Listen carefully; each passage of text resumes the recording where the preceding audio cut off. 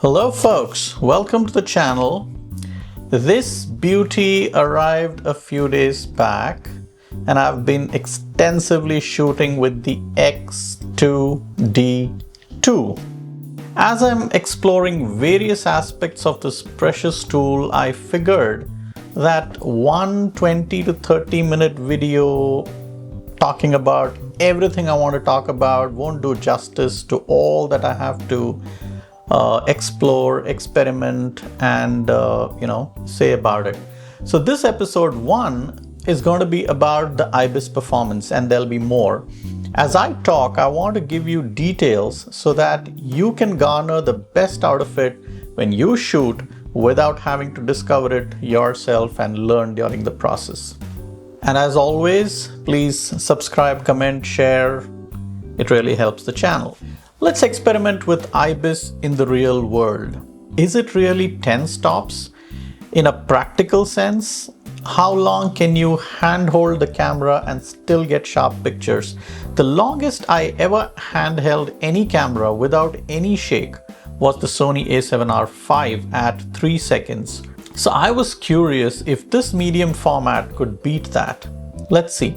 The X2D2 datasheet claims 10 stops stabilization at the center and 8 stops at the edges. Now this is relevant as I observed something interesting during my experiment, of which I shall share as we go along, and we'll see some samples. This 10 stop rating is as measured with the XCD 120mm macro lens using CIPA standards, which by the way measures yaw, pitch and roll only. So let's start with the 75mm P lens.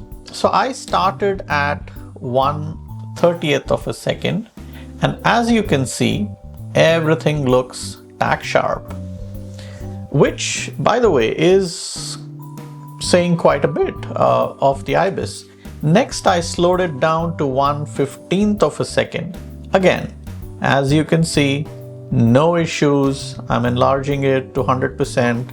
I don't see anything, any shake or even a slight kind of blur or anything. Then I slowed it down to 1/6th of a second. Still looks sharp, and here you go. Even 1 second looks great. Now, it was after this that I just could not get anything sharp. I tried a few things. Leaning on a lamp post for support, holding the camera with the strap strung and taut against my neck to minimize shake, and I tried one more thing, which is tucking the screen at 90 degrees. I flipped the screen to 90 degrees and tucked it in my tummy to see if I can get a little more stable, and I looked down at the LCD. But anything beyond 1 second with the 75p was just not sharp, and nothing was devoid of some blur at least. Moving on to the 30mm, things were slightly more forgiving with the 30mm. I went from 1 second to 4 seconds, and I would say 4 seconds would work fine unless you pixel peep. And someone with steadier hands than mine could probably pull off 5 seconds. But I would think anything beyond that would not be possible.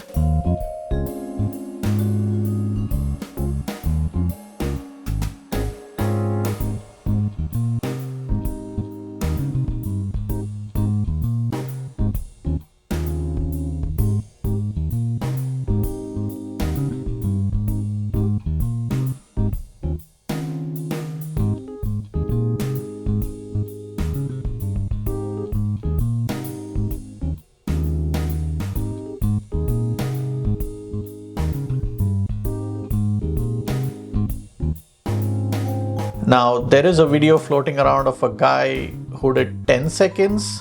The guy who can do 10 seconds can be rebranded as a tripod. Now, here is where I take you back to the edge rating being at 8 stops instead of 10.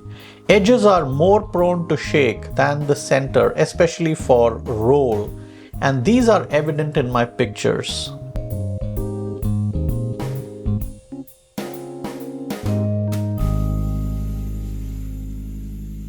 I'm going to just enlarge this and show you the edges. Now you see that movement there.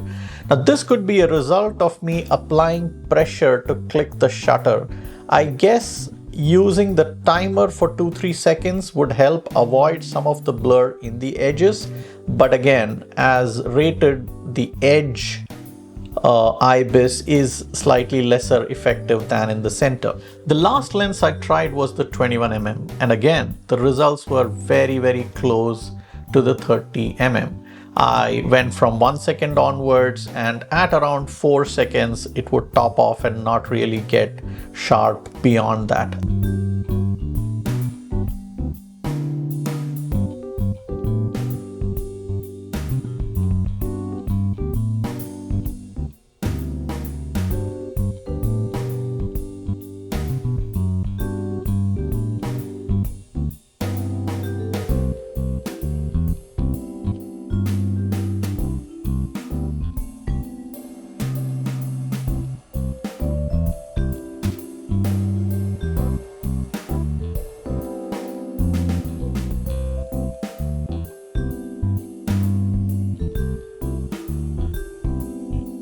So I think in all, this camera is potentially hand-holdable for about 5 seconds if you have rock steady hands and you have a light lens on it.